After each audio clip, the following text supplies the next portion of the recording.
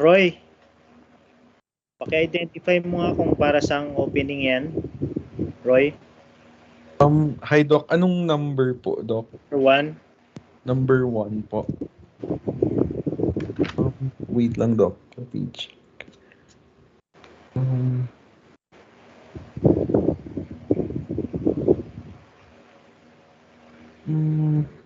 Urethra po, Doc. Urethra. Frisan, yung nakikita mong pelvic floor ng babae o ng lalaki? Sa ano po, female po. Bakit mo nasabi?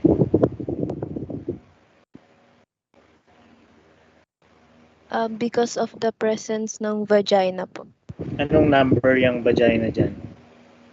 Yung number 2 po. Okay. Cherry, ano yung number 3? Identify the muscle.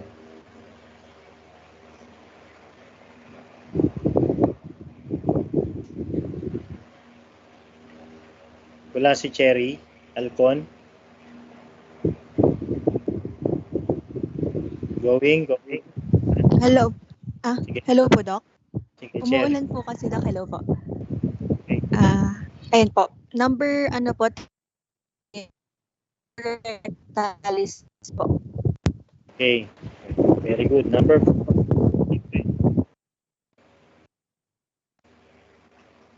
Identify the muscle. Number 4. Gabriel. Ano po, Doc? Pubococcygeus muscle po. Okay, good. Number 5. Afternoon po, Doc. One of the coccygeus. So, iliococcygeus po, Doc. Iliococcygeus. Okay. Okay. Identify yung designated by number 1, Enrique. Uterine pouch po, Doc. Uterine pouch or the Pouch of Douglas. Mark, number 2. Identify that part or that structure. Part giray. Wala, absent. Shane, number 3.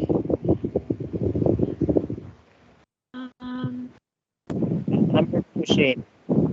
Number 2 po. Cervix po.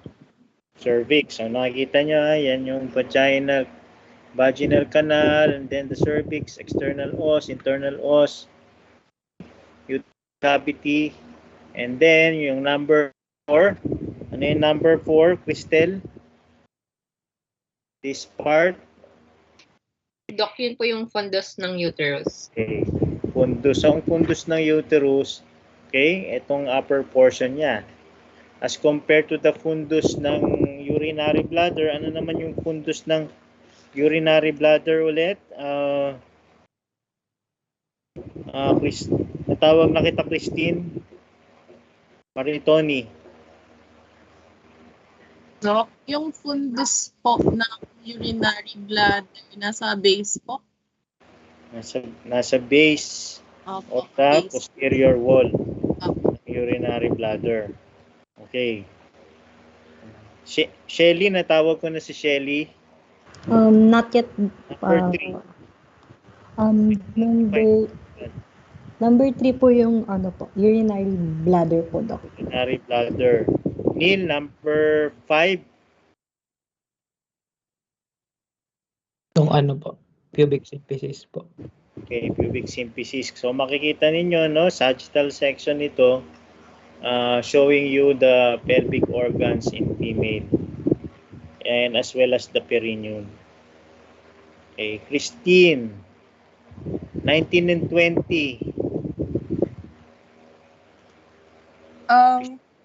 Ureter po, Doc, tsaka urinary bladder. Okay. Actually, yung 19 and 20 parehas yung ureter, yan, no? Ito yung left ureter, ito yung right. Yung 21, yan yung urinary bladder. Specifically, yung mucosa niya. Okay. Jesseline, 22.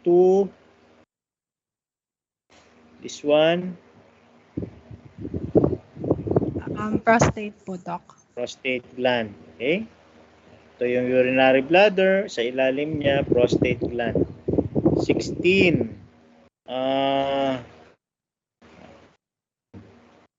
16. Tingnan nyo, galing sa inguinal canal yan, no? Ano yan? Papunta sa likod ng urinary bladder. Iyan.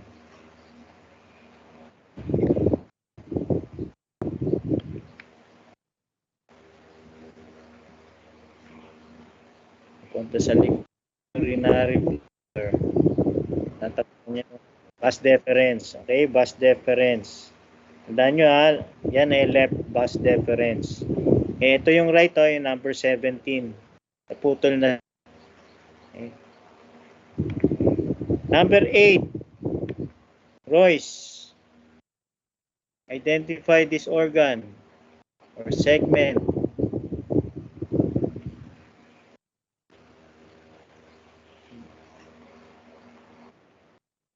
Wala rin si Royce. So, si Mark at si Royce. Sandino, number 8. Hello po, Doc. Rectum po. Yan, rectum. Okay? So, itong area na to, ano yung vesical pouch. Kung makikita niyo yung number 25 na ito. Okay? Yan. Ito sa likod, right seminal vesicle, itong number 24. Likod ng urinary bladder. Yan. Okay. No relay. Number 36. Number 36. This one. Ayun. Ayan na po yung inferior epigastric vessel po, Doc. Okay. Buti, natatandaan mo pa. Tignan nyo yun. Okay, kung titrace natin, paakit siya ng rectus sheath. Ito yung arcuate line. Okay. Number 38. Shan. Ay, nasabi ko na. Posterior lamina ng rectus sheath. Okay, number 7 na lang, Shan. Ito.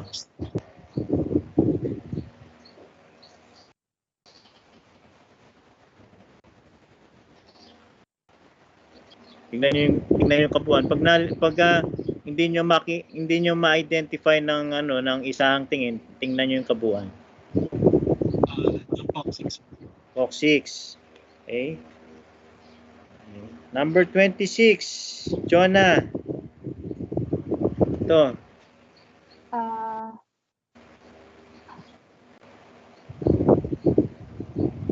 Medyo mahirap siya kasi sagittal section. Ano yan?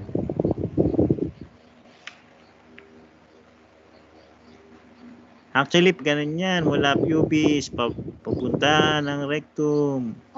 Coccyx. Ah? Ano, no? Levator. Levator. Okay.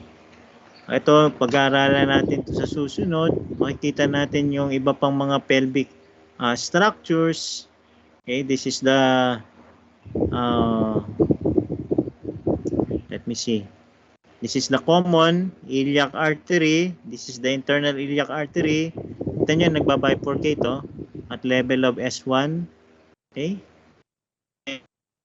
Artery, papunta yan dun sa lower extremity. Okay, kaya dadaan yan dyan sa likod ng inguinal ligament. Tapos ito yung anterior ito yung posterior division. Okay, napag-aralan na natin yan. Yung posterior division, iliolumbar, branches yan, iliolumbar, lateral sacral, saka superior gluteal. Itong anterior division, ang branches niya ay ano ulit? inferior gluteal, middle rectal, internal pudendal. From the internal pudendal, nandun yung magbabranch out yung inferior rectal artery. Tapos ano pa, obturator artery. Sa bagay, ito lalaki. So, meron kang inferior vesical artery. Hindi lang natin makikita rito, no? Pero ito yung superior vesical artery. And then you have the obliterated umbilical artery, okay, which becomes the medial umbilical ligament. Do you follow? Okay. Sa lalaki meron ring artery to ductus deferens. Okay? Sa babae, anong counterpart ng artery to ductus deferens? Hindi ko lang rito eh. Oops. Sa babae, yun yung uterine artery, di ba?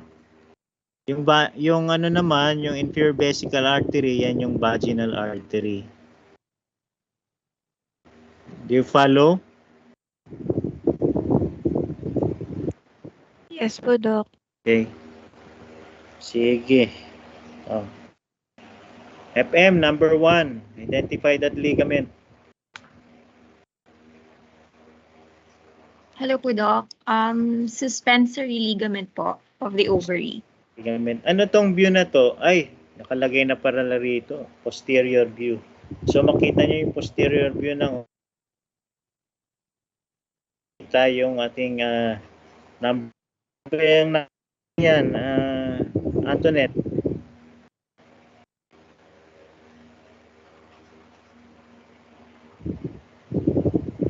Wala si Antoinette.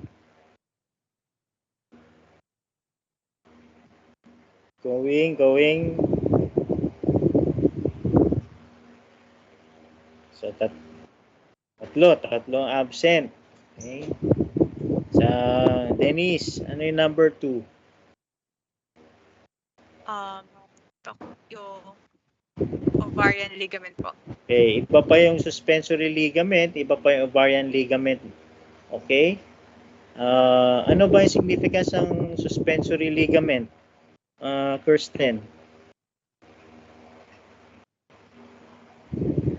Significance ng suspensory ligament.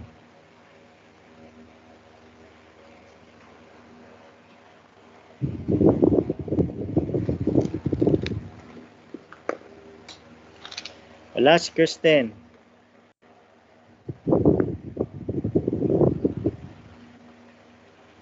Going. Gone. April.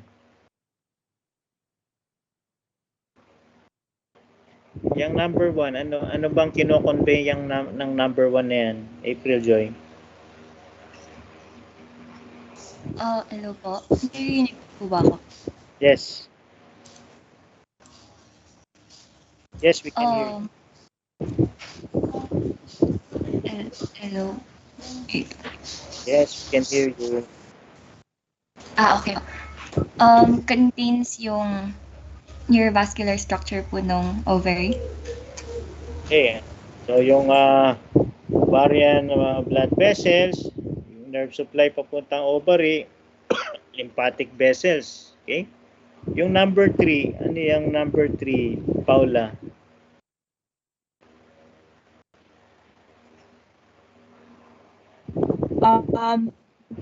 Mesometrium po, Doc. Sorry. Mesometrium, kung makikita mo, no, general yung pagkakaturo sa kanya, so wag nating masyadong laliman.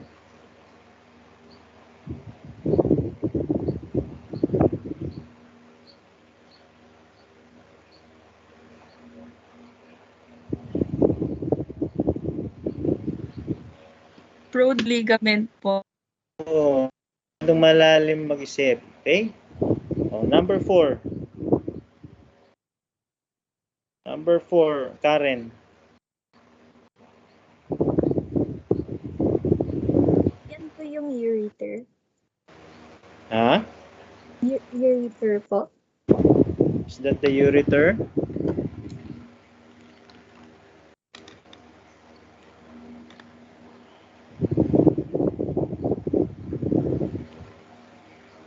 Ay, Doc, uterosacral ligament.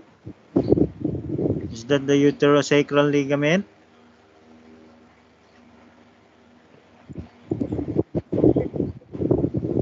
Ureter.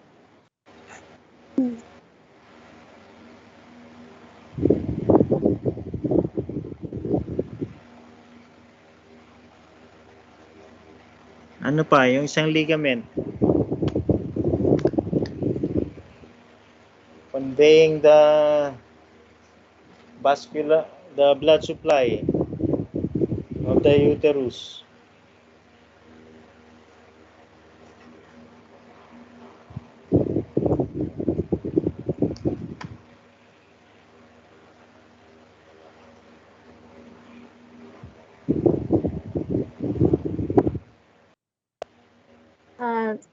Wait lang.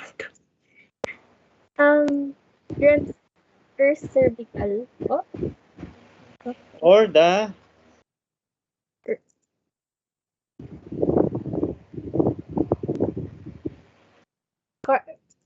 Round ligament po. ano ba talaga? Tignan niyo yung tignan niyo yung orientation. Denzel.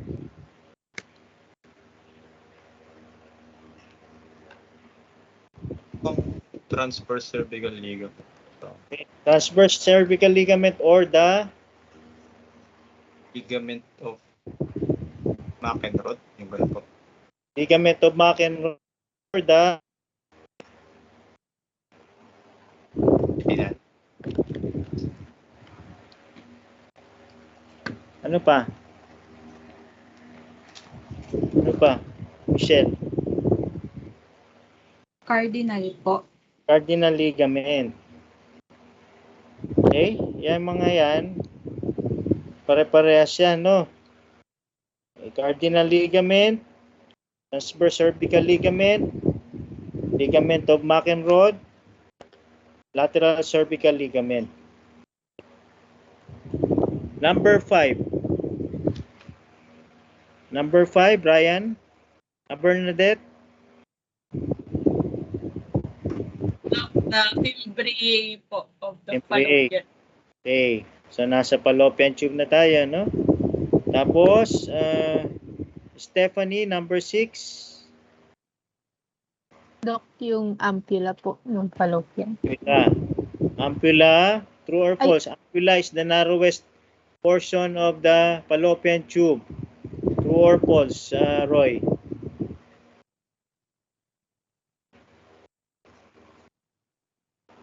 Ampulla is the narrowest portion of the fallopian tube. True or false? False po.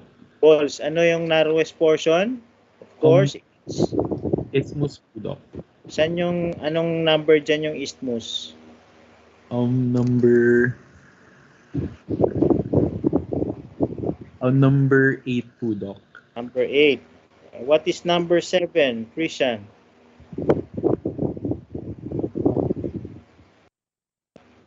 Hello po. Ampulla po. Excuse me? Number 7 is the ampulla. Ampulla po. I'm sorry, yung number 7 is the ampulla. And then, number 6 is the Cherry? Infundibulum po, Doc. Condylum. So, in this illustration, ito yung fallopian tube. Okay, this is the isthmus, this is the ampulla. Although hindi proportionate yung but this is the infundibulum and then the fimbriae. And then you have the ovary here and then the uterus. I think that's it. Do you have any other question?